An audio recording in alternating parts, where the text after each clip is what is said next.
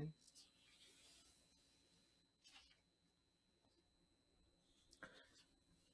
오늘 말씀은 잠언 29장 1절에서 14절. 자주 책망을 받으면서도 목이 곧은 사람은 갑자기 배망을 당하고 피하지 못하리라. 오늘도 14개의 잠언을 묵상할 텐데요. 서로 관련이 없습니다만은 그러나 앞뒤를 이렇게 읽다 보면 앞에 것도 또 반복해서 나오기도 하고 겹치기도 하고 그렇습니다. 그래서 세심하게 우리 말씀을 묵상하면서 주신 은혜를 받도록 하겠습니다.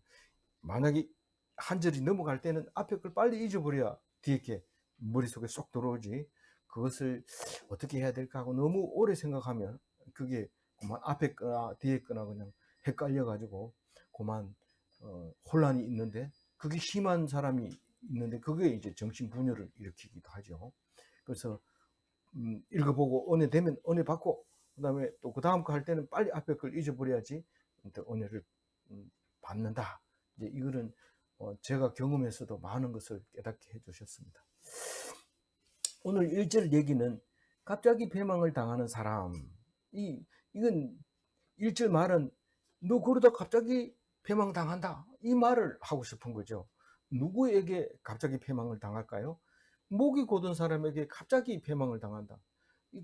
목이 곧은 사람은 뭐 천국이 있다는데 난 본 적이 없다 이러면서 또 굉장히 길게 말을 안 듣습니다. 계속 가죠. 아무리 얘기해도 이렇게. 그럴 때 니는 질질 끌지만 심판은 금방 온다. 어떻게 오냐면 도적같이, 번개같이, 호련히 딱 온다. 그 얘기를 1절에서 지금 하고 있는 거죠.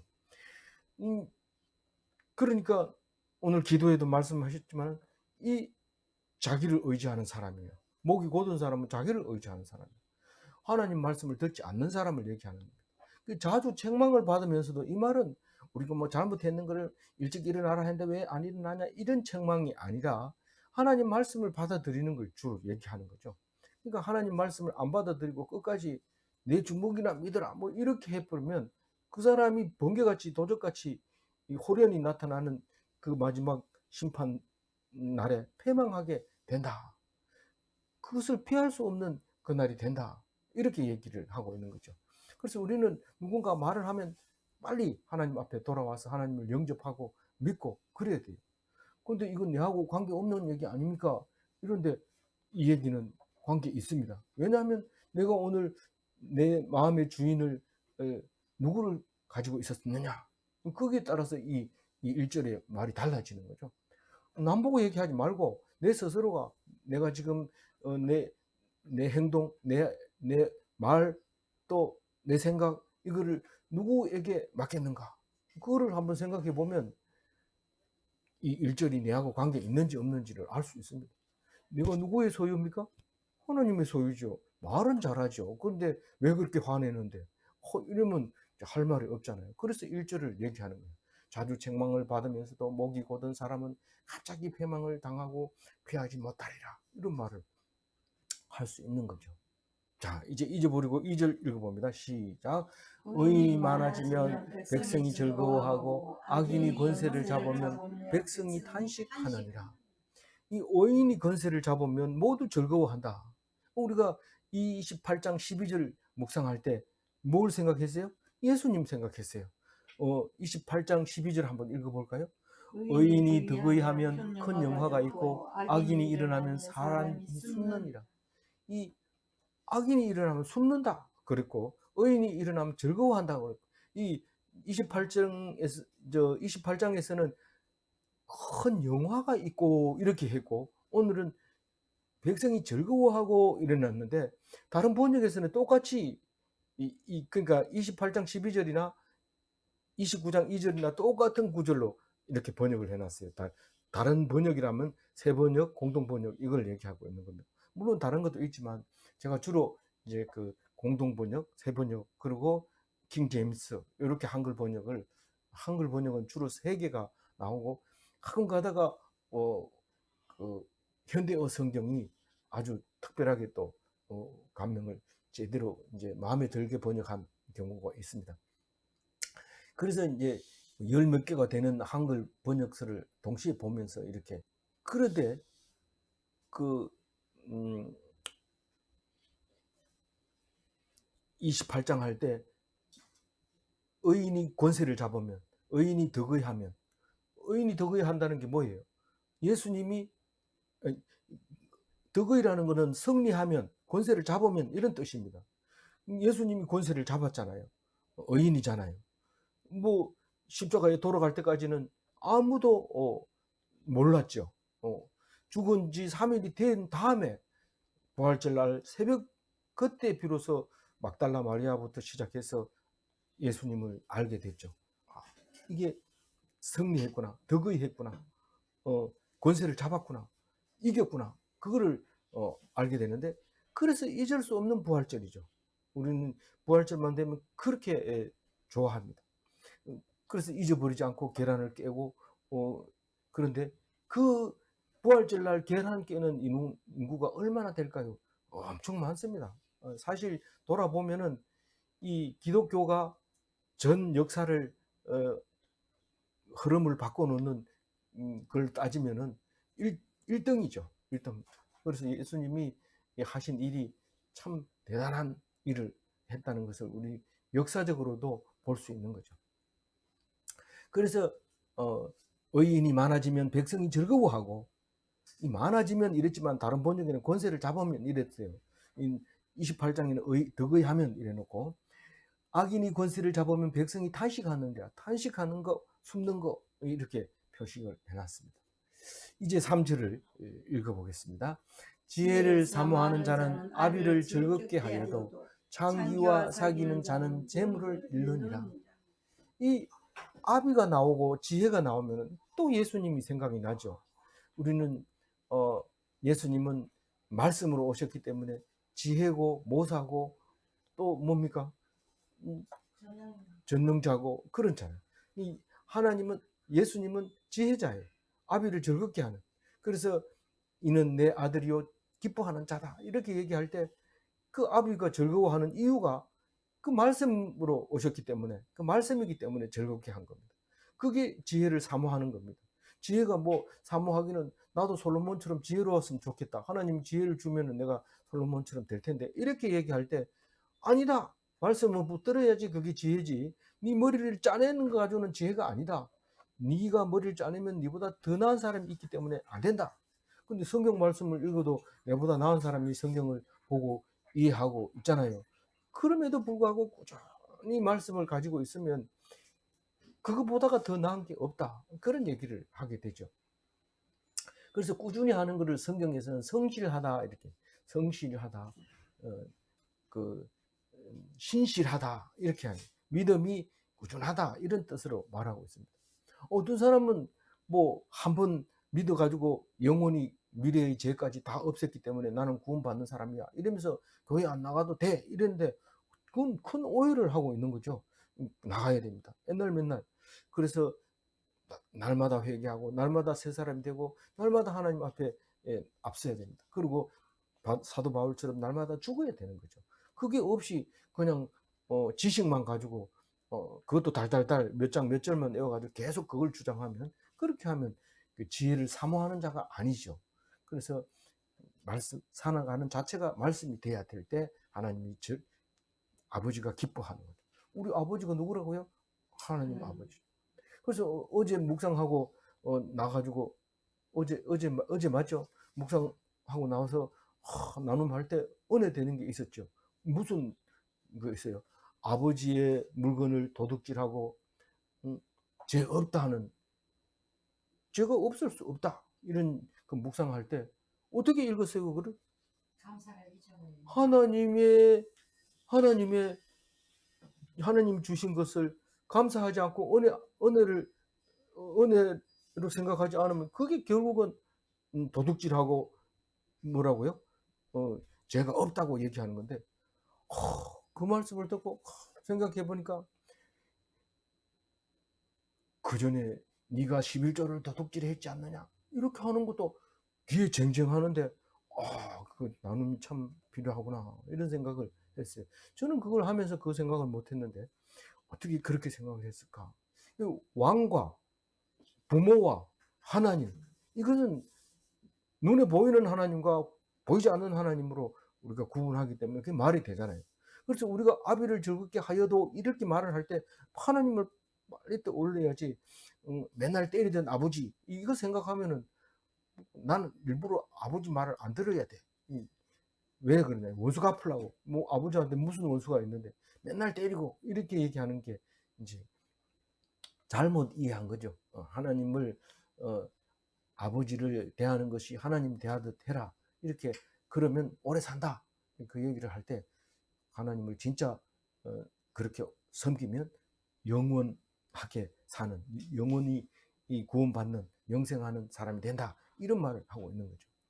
그런데 창기와 사기는 자는 재물을 잃으리라, 이 말은 왜 했을까요? 우리가, 나는 장기하고 안 싸우고 사실은 뭐 지혜를 사모하지는 않지만 장기하고는 뭐 사귀지는 않아, 이렇게 얘기할지 모르지만 사람은 절대로 나는 그래 이렇게 말을 못합니다. 왜냐하면 아침 다르고 저녁 다르고 순간순간 마음이 바뀌기 때문에 큰 소리를 칠 사람이 없습니다. 그건 어제도 묵상했잖아요. 우리는 그래서 자기를 의지하는 자는 안 된다고 얘기를 하잖아요. 그래서 하나님 말씀을 즐겁게 사모하지 않는 사람은 창기하고 싸우는 거예요. 사귀는 거예요. 그래서 재물이 없어요. 재물이 있는 겉에도 없어요. 그 얘기를 지금 하고 있는 거죠. 그래서 하나님 말씀, 하나님이 알아주는 기뻐하는 아들이 무엇인가? 그러면 하나님 아버지의 말씀을 듣는 그 지혜를 가진 사, 이렇게 기억하고 이제 넘어가야 되죠. 창기와 노는 사람은 지혜를 싫어하는 사람이다, 이렇게 하고 넘어갑니다. 4절, 왕은 정의로 나라를 견고하게 하나 뇌물을 억지로 내게 하는 자는 나라를 멸망시키느니라. 이거 읽으면서 이 뇌물을 억지로 내게 하는 나라가 있을까요? 이런데 뭐 세금을 막 강제로 매기고 막 사람들이 원성을 하면 이게 같은 말이에요. 그 말이. 그거 가지고 뭐 하려고? 퍼주려고. 그게 뇌물을 억지로 받는 거죠. 내게 하는 거죠. 받아가지고는 주는데 받을 때는 당연히 받는 거고 줄 때는 내가 주는 거고, 이렇게 해서 그렇게 되면 좀 곤란해지죠. 그러면 왕의 나라가 견고할까요? 견고하지 않습니다.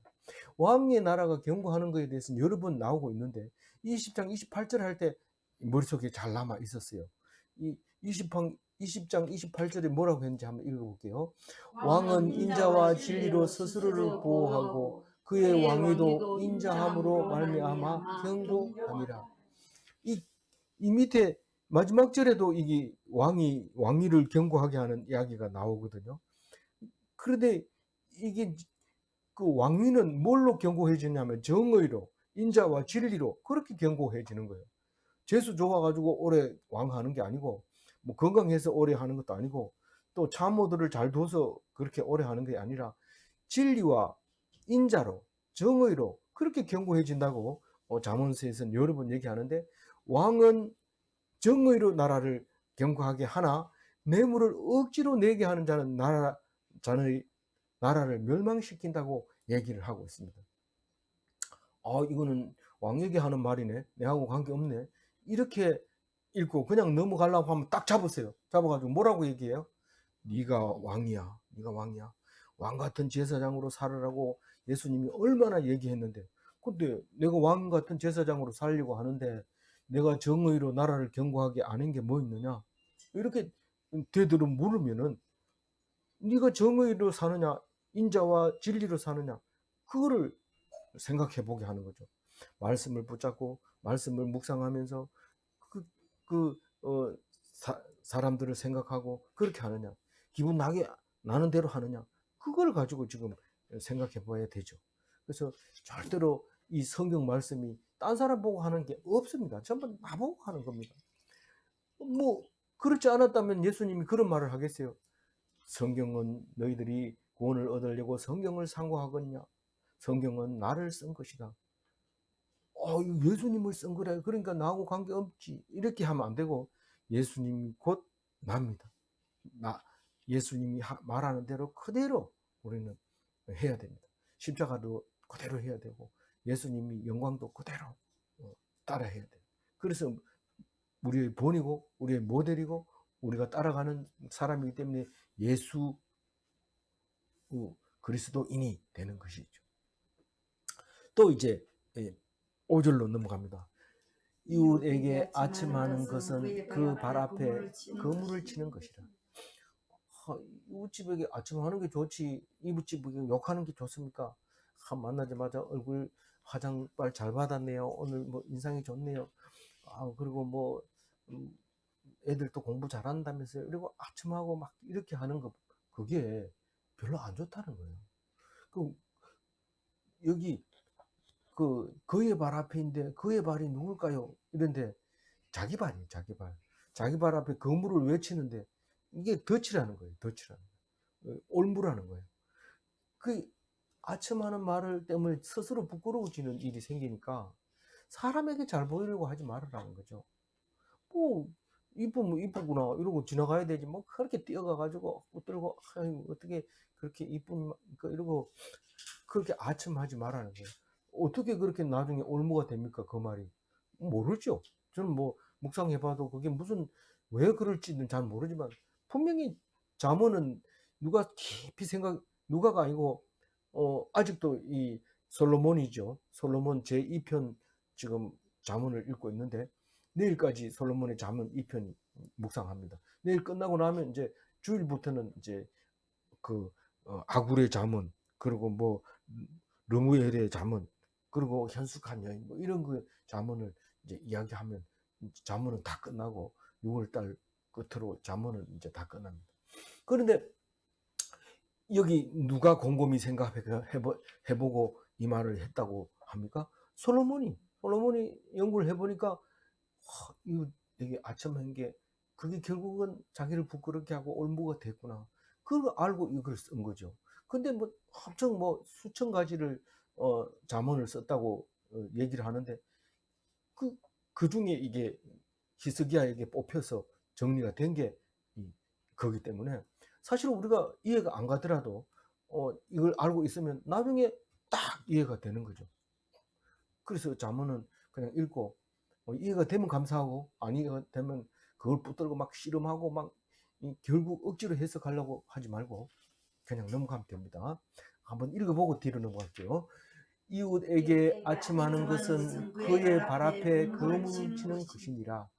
악인이 범죄하는 것은 스스로 올무가 되게 하는 것이나 의인은 노래하고 기뻐하느니라. 그 악인이 하는 것은 주로 그 주된 사역이 범죄하는 겁니다. 근데 의인은 주된 사역이 기뻐하고 노래하는 게 주된 사역입니다. 그래서 사람마다 달라요. 어, 계속 죄를 지으려고 애를 쓰는 사람은 악인이 할 일이기 때문에 그 사람 보고 하지 마라 해도 안 되고 하라고 해도 안 되고 그냥 지 할 일 지 하도록 그냥 놔둬버려야 돼요. 그런데 의인은 계속 노래하고 기뻐하는 거예요. 항상 기뻐하라, 쉬지 말고 기도하라, 범사에 감사하라. 그게 의인이 하는 짓이죠. 아무나 하는 게 아니고. 근데 뭐 기뻐하기는커녕 화를 내고 기도하기는커녕 욕을 하고 막 감사하기는커녕 막 불만을 토로하고 이렇게 하면 말리면 안 됩니다. 왜냐하면 그 사람은 악인이기 때문에. 근데 의인은 때려도 희죽희죽 웃고 욕해도 아무렇지도 않고 그렇게 했을 때 의인이 되는 거죠. 근데 악인은 죄를 짓는다는데 뭐 하는 게 멀쩡하던데요. 가만 놔둬 봐라. 그게 결국은 거기에 딱 걸린다. 그 걸리게 되는 거예요. 그래서 우리는 6절이 무슨 얘기를 하고 있어요? 항상 기뻐하고 있는가? 쉬지 않고 기도하고 있는가? 범사에 감사하고 있는가? 이거를 점검해 보라고 6절을 말씀을 준 거예요. 다시 읽어볼까요? 악인이 범죄하는 것은 스스로 올무가 되게 하는 것이나 의인은 노래하고 기뻐하느니라. 7절 읽어봅니다. 의인은 가난한 자의 사정을 알아주나 악인은 알 줄 지식이 없느니라. 오늘 중심 말씀이기도 하지만 이 가난한 자의 사정을 알아줄 수 있는 이유가 뭡니까? 의인은 자기는 가난하지도 안 하고 그런 일을 안 알아봤지만 그 의인은 가난한 사정을 다 압니다. 물론 경험한 의인도 있지만 경험하지 않은 의인도 안 경험해도 안다. 이렇게 말하는 거죠. 왜 그럴까요? 그 그 가난한 자를 늘 생각하면서 어떻게 살고 있을까? 얼마나 힘들까? 그렇게 기도하면서 그것을 생각하고 있으니까 알아주죠. 어떻게 그렇게 지할 일도 바쁜데 남의 사정을 그렇게 연구를 할까요? 하나님 말씀 읽어보면 항상 그런 얘기예요. 가난한 사람을 박대하지 마라, 핍박하지 마라, 도와줘라. 그 사람을 도와주는 게 네가 나중에 저축하는 것이다. 막 계속 이렇게 얘기하니까 왜 그렇게 얘기했을까 생각해보면 이 가난한 자의 사정을 알게 되죠. 그런데 악인은 뭐예요? 악인은 자기가 제일 잘났고 가난한 사람은 이 땅에 없어져야 되고 어, 가난한 것은 임금님도 못한다 그랬는데 내가 뭐 그거 알 필요 뭐 있느냐. 그리고 네가 지금 나보고 며칠 굶을다 하는데 그건 내가 네가 며칠 굶은 걸 내가 알 필요가 뭐가 있느냐. 막 이러면서 할 때 그게 악인이라는 거예요. 그래가지고 이 7절을 나에게 왜 줬을까? 내가 진짜 악인일까? 이렇게 생각해보고 에이 아닌데 이건 악인 보고 하는 거야. 나는 아니야. 이런데 생각해보세요. 남의 사정을 내가 어떻게 압니까? 라고 말했다면 그건 악인인 거예요. 아 그렇습니까? 이러고 깊이 생각해보고 그렇게 하는 게 지혜고 지식인데 진리 지식이라는 말이에요. 절대로 남의 사정을 내가 어떻게 압니까? 이렇게 하지 말고 그런 얘기하면 내가 알아야 되는데 모르는구나. 그리고 생각하면서 기도하겠습니다. 이래가지고 기도대로 기도해서 응답받은 대로 이렇게 가난한 자를 도와주시기 바랍니다. 제가 뭐 이래라 저래라 얘기를 할 수 없잖아요. 저는 묵상하고 있는 건데 남의 보고 하는 게 아니고 제 보고 그렇게 하고 있는 말씀입니다. 7절 읽고 8절 읽어봅니다. 의인은 의인은 가난한 자의 사정을 알아주나 알아주나 악인은 악인은 알아줄 알아줄 지식이 지식이 없느니라. 없는 8절 거만한 거만한 자는 자는 성읍을 성읍을 요란하게 요란하게 하여도 하여도 슬기로운 슬기로운 자는 자는 노를 노를 그치게 그치게 하느니라. 하느니라. 이 슬기로운 사람 이게 누굴까요? 지혜로운 사람. 지혜로운 사람은 누굴까요? 성읍을 요란하게 하는 게 시끄러운 사람이죠. 뭐 그 사람만 나타났다 하면 온 동네가 시끄럽고 막 그런 사람이 있어요. 집에도 그런 사람이 있고 집에 있는지 없는지 문을 텅 열어보고 또 있는 사람이 있고 어떤 사람은 막 그 사람이 집에 있는 동안은 계속 시끄러운 사람도 있고 그래요. 뭐 오해하지 마시기 바랍니다. 나보고 욕하는 거 아니냐 이렇게 얘기하면 그나마 그래도 8절은 은혜 받은 거예요. 왜냐하면 예수님은 얼마나 조용한지요. 마태복음 12장 19절에 예수님을 이렇게 표현하고 있어요. 읽어볼까요? 그는 다투지도 아니하며 들레지도 아니하니 아무도 길에서 그 소리를 듣지 못하리라. 저는 이 말씀을 듣고요. 거기 옛날에 우리가 삽장문을 이렇게 만들어 놓잖아요. 뭐, 쌀이문으로 이렇게 삽장문을 만들어 놓고 나갈 때는 그냥 이렇게 닫아놨다가 이렇게 열었다가 이렇게 기대해 놨다가 이런데 지나가면 그 방 안에 누가 사는지 다 알아요. 그 싸우는 소리 뭐 이런데 이 예수님은 길 가면서 그 안에서 누가 있는지 모른다고 그렇게 들리지 않았다고 얘기를 하고 있어요. 다투는 건 일절 없고 근데 교회 다니는 사람은 늘 다투죠. 근데 주일날 11시에 아파트 밖으로 딱 나가서 딱 조용하게 귀를 기울여 보세요. 그 아파트 숲 속에서 들으면은 싸우는 소리가 분명히 들립니다. 어디에선가 깨지는 소리 나고 비명 지르는 소리 나고 이런데 아 교회 안 다니는 사람은 싸울 수밖에 없구나 이런 생각을 하는데 교회 안 가고 왜 11시에 그렇게 아파트 숲에 있었어요? 이렇게 물어보면 저도 안 갈 때가 있었다는 얘기를 하고 있는 거죠. 그래서 우리는 시끄럽게 싸웁니다. 그것도 왜 갔을까요? 집에서 싸우고 한바탕 하고 아파트 숲 속으로 밖에 나가가지고 건물에 앉아서 이렇게 들어보면 그렇단 말이에요. 인간은 어쩔 수 없구나. 시끄럽구나. 요란하구나. 이걸 알게 된 거죠. 근데 예수님처럼 조용하게 안 알아주면 어때요? 그냥 오늘 뭐 안 굶고 배부른 게 아니고 배부르면 불편해요. 그러니까 배부르지 않고 그냥 안 굶고 그러면 감사하고 기뻐하고 그렇게 살아가는 것이 하나님이 주시는 삶을 살아가는 슬기로운 사람이다. 슬기로운 사람이다. 거만한 사람이 시끄럽고 요란하다 이 말이죠. 그래서 슬기로운 사람은 많은 사람이 노를, 슬기로운 자는 노를 그치게 하느니라. 이 말은 자기 노도 화를 안 내지만 남도 혼자 막 성질 내가지고 막 이러다가 조용하게 가만히 있는 사람들 또 보면 그만 자기도 모르게 쑥 들어가 버려요. 그런데 막 화를 내고 이러면 누가 그랬는데, 그 사람 왜 그랬는데, 그럼 뭐 때문에 그랬는데 막 이러면은 불이 붙어가지고 막 난리가 나죠. 근데 이 슬기로운 사람 옆에 있으면 가만히 있습니다. 표정도 안 짓고 가만히 있기만 해도 불이 착 꺼지죠. 그래서 그 말을 지금 하고 있는 겁니다. 거만한 자는 성읍을 요란하게 하여도 슬기로운 자는 노를 그치게 하느니라. 9절 읽어봅니다.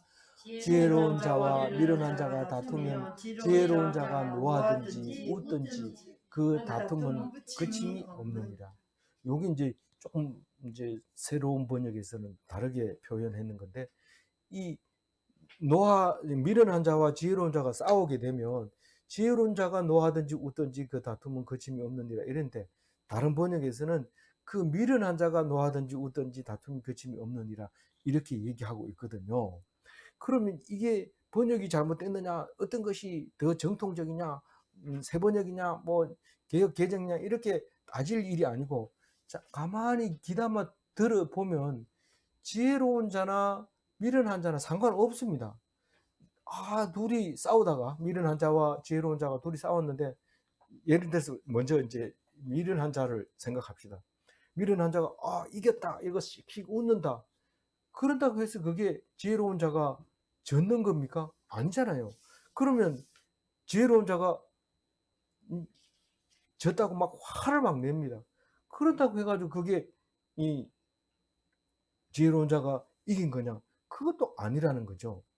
반대로 해도 마찬가지입니다. 지혜로운 자가 화를 내든지 이겼다 하든지 그렇게 해도, 다른 데는 웃는 거를 비웃는 걸로 이제 번역이 된 게 있어요.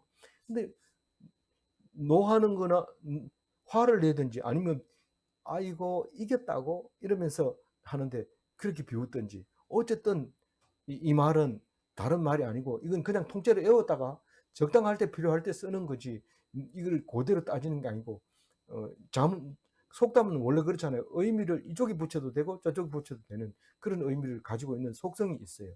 그런데 이것도 이제 그런 말입니다. 그러니까 어떤 경우라도 지혜로운 자와 미련한 자는 싸우면 돼야 안 돼요? 그 싸움은 무승부예요. 그 둘은 싸우면 누가 이기는 게 없어요. 미련한 자도 자기가 이겼다 그러고 지혜로운 자도 내가 걔한테 왜 져? 이러면서 하는 건데, 둘이 싸울 필요가 없어요. 뭐 어떤 싸움도 싸울 필요는 없지만 하여튼 둘이 싸움 붙으면 그게 거침이 없다는 얘기는 무승부, 싸움이 결론이 안 난다 그런 뜻을 말하고 있는 겁니다. 미련한 자하고 싸우지 마세요.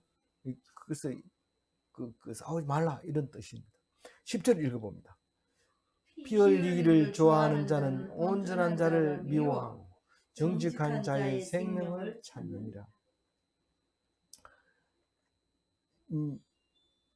피 흘리기를 좋아하는 자는 살인자죠. 그냥 사람 죽이는 걸 피 흘리기 좋아하는 거. 물론 뭐 안 죽이고 피만 흘릴 수도 있는 말을 하는 거지만 어쨌든 살인을 좋아하는 사람입니다. 그러니까 그 사람들은 피 흘리는 길을 좋아하는 사람은 피 흘리기를 좋아하는 사람을 죽일까요? 그렇지 못합니다. 온전한 사람을 미워합니다. 요래가 요놈 이렇게 하는데, 정직한 사람, 반항하지 않는 사람, 이런 사람을 미워하고 죽이고 이렇게 한다는 거죠. 그렇지 않는데요. 피 흘리기를 좋아하는 사람도 자기 원수를 그렇게 하는 거지, 미워하는 사람을 그렇게 하는 것도 꼭 그런 건 아니던데요. 이렇게 얘기하면 이걸 그렇게 읽지 말고 영혼을 중히 여긴다. 누가? 의인은 영혼을 중히 여긴다. 그러니까 생명을 찾느니라 이 말은, 그 정직한 자는 생명을 중히 여기고 악인은 정직한 자의 생명을 찾고 이렇게 됐다는 거죠. 그러니까 이 악인과 의인의 차이는 영혼을 중히 여기느냐 가볍게 여기느냐, 그 차이다, 이런 말입니다. 그 말도 그렇게 해서 이해하고 11절로 넘어갑니다. 어리석은 자는 자기의 노를 다 드러내어도 지혜로운 자는 그것을 억제하느니라. 이건 여러 번 나오죠. 노를 다 드러내는 것과 넓게 드러내는 것과 그런 걸 말하는 거죠. 어리석은 자는 막 금방 드러낼 뿐만 아니라 다 드러내는 거죠. 어리석은 자는 노를 막 참지 못하는 경우가 있고 또 다 드러내는 경우가 있고 금방 탄로나죠. 그래서 어리석은 자인지 아닌지 신문 기자가 뭐 기자들이 가서 마이크 들이대고 물어봅니다. 누가 그걸 대답하겠어요? 입 딱 다물고 가죠. 그런데 딱 그 어리석은 자는 대답을 하거든요. 그걸 노리고 가서 목숨 걸고 가서 물어보죠. 그 지혜로운 자는 말 안 합니다. 끝까지 뭐 성실히 조사받겠습니다. 그런 얘기도 안 합니다. 성실히 조사받기는 계속 조사를 방해하고 거짓말하고 그래 놓고는 말만 그렇게 하는데 말 안 하는 게 100번 나아요. 얘기하는 것 때문에 그만 그렇게 해놓고는 저렇게 거짓말 했다. 이러면 죄가 플러스 되지 말 입만 띠다 하면 안 되는 거예요. 그래서 억제해야 돼. 드러내지 말아야 돼.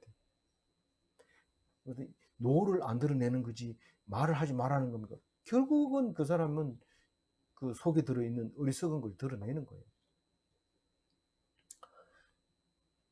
지혜자의 모습은 다릅니다.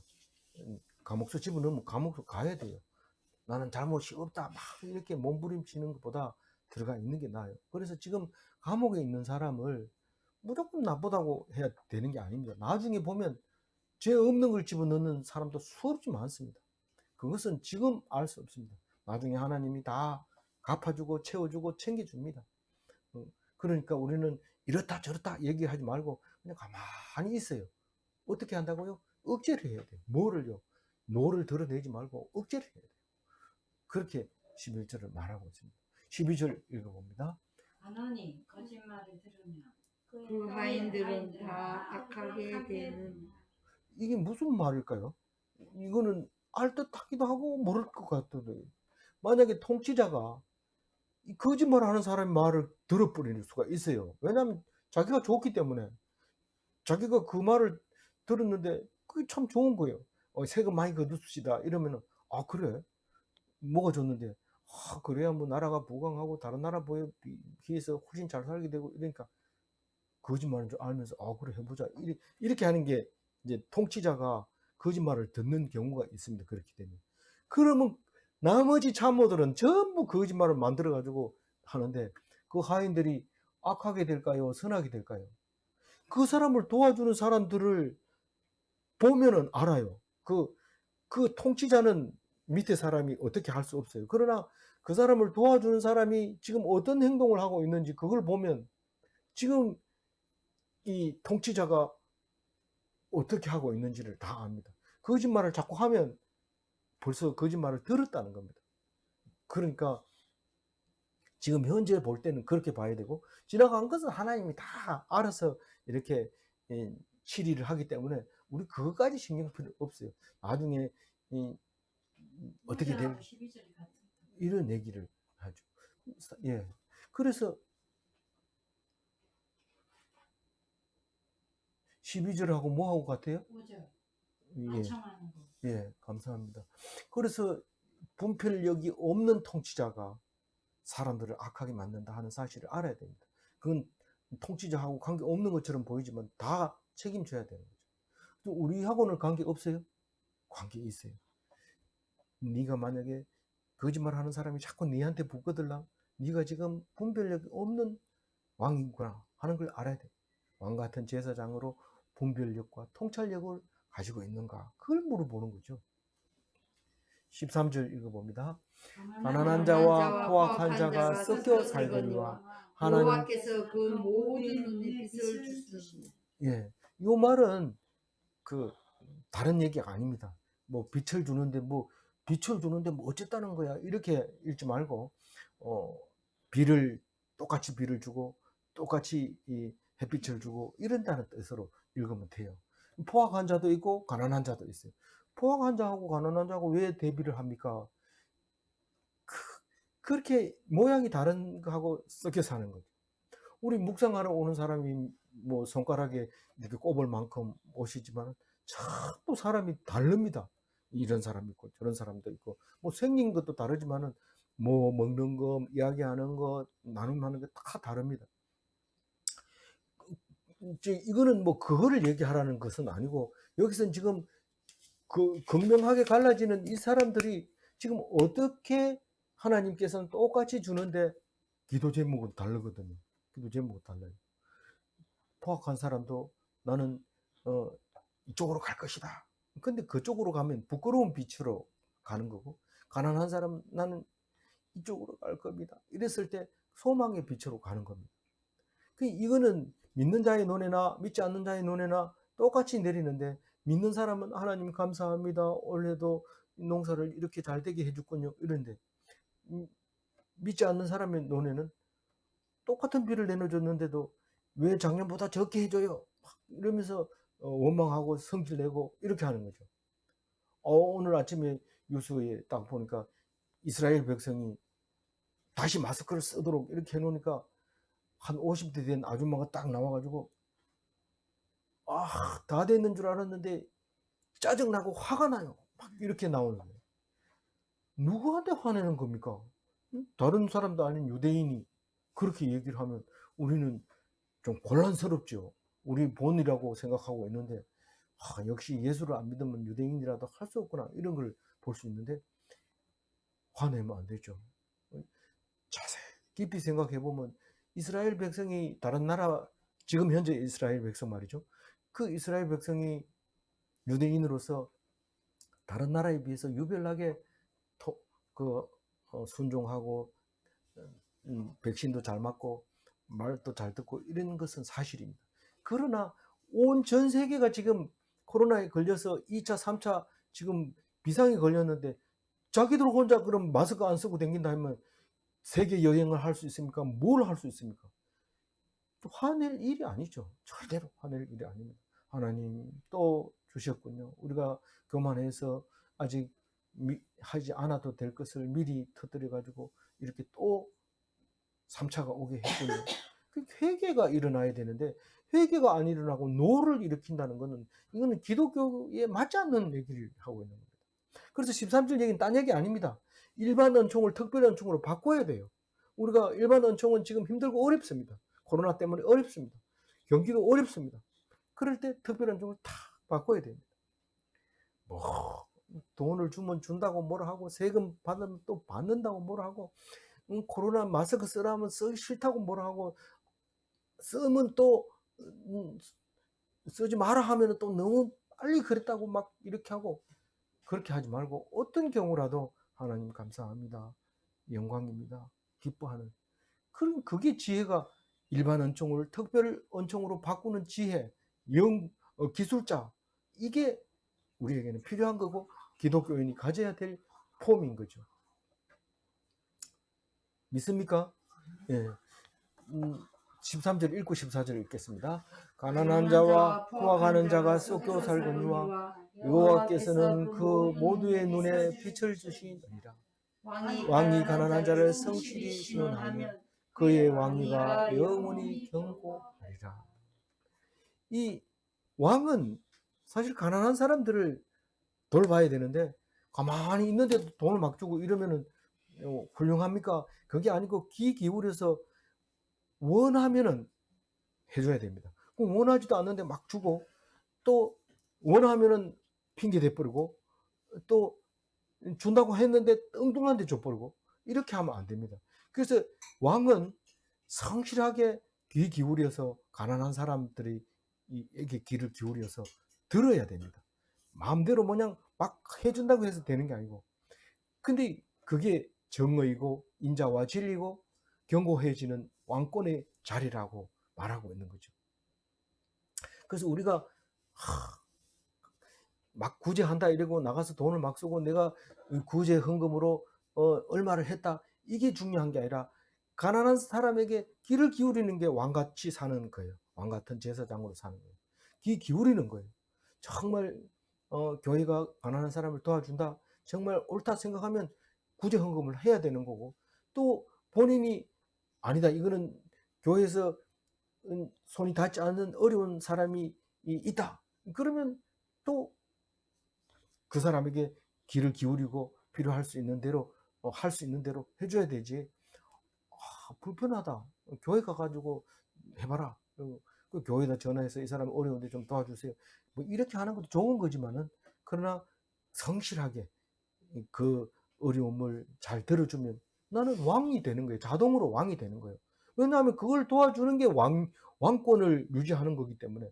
내가 왕이라고 하면서 가난한 사람을 무시해버리고 이렇게 하면 그게 어떻게 왕이 됩니까? 뭐 누가 뭐라 그러면 빠끈하면 고소하고 고발하고. 고소 고발은 왕이 하는 게 아닙니다. 왕은 누구에게 고발합니까? 고발할 데가 없습니다. 왕은. 그래서 고발하고 고소하고 이런 거는 하지 마시기 바랍니다. 그거는 왕이 아니라는 걸 스스로 증명하는 겁니다. 그래서 왕으로 사시기 바랍니다. 어떤 어려움이 있더라도 이건 내가 져야 될 거다 하고 지고, 왕 되는 게 실제로 어렵습니다. 굉장히 힘들다고 해요. 왕을 내려놓고 나니까 너무 좋다고 얘기를 하는 사람도 제가 직접 들어보지는 않지만 그렇게 했다고 해요. 그러니까 그 성실하게 신원하는 게 그게 정의다 이렇게 생각하고, 오늘 7절 가지고 제가 정리를 합니다. 의인은 가난한 자의 사정을 알아주나 악인은 알아줄 지식이 없느니라. 악인은 자기의 유익을 구하지만은 의인은 헐 가난한 자를 살피기 때문에 이해하고 도와줄 수 있는 거죠. 그게 지식이죠. 물질로 도와주는 게 아니라 지혜로, 정말 물질보다 더 귀한 그 말씀으로 도와줄 수 있게 되는 거죠. 우리가 말씀을 꼭 붙잡고 의인이 다 되시기 바랍니다. 기도하겠습니다. 하나님 감사합니다. 오늘 잠언 14개를 가르쳐 주셔서 감사합니다. 이 말씀 붙잡고 턱턱이 구별되는 삶을 살게 하여 주옵소서. 남들하고 똑같이 원망하고 화를 내고 그렇게 하지 않게 하시고, 늘 기뻐하면서 기도하면서 감사하면서 그렇게 말씀만 붙잡고 살게 하여 주옵소서. 그래서 하나님이 주시는 복을 충분히 누리고 살아갈 수 있도록 도와주옵소서. 감사하고 우리 주 예수 그리스도 이름으로